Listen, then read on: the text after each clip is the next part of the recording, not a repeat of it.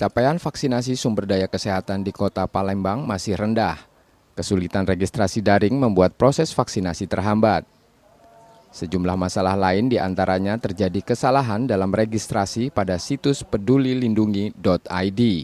Di situs tersebut, nama nakes yang akan divaksin tidak muncul.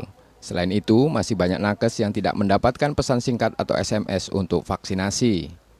Sejumlah nakes juga terdaftar vaksinasi pada vaskes yang bukan tempatnya bekerja. Dinas Kesehatan Palembang kemudian mempermudah proses registrasi. Para nakes hanya memasukkan nomor induk kependudukan di sistem informasi SDM Kesehatan lewat sistem primary case vaksinasi. Bila namanya terdaftar di sistem tersebut, nakes dapat divaksinasi.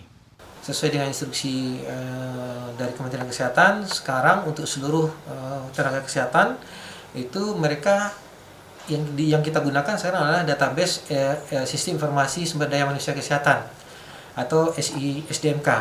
Jadi setiap tenaga kesehatan yang sudah terdata di SISDMK itu silakan untuk datang ke vaskes ya, khususnya di vaskes tempat di mana dia bekerja, dan itu bisa langsung diberikan vaksinasi.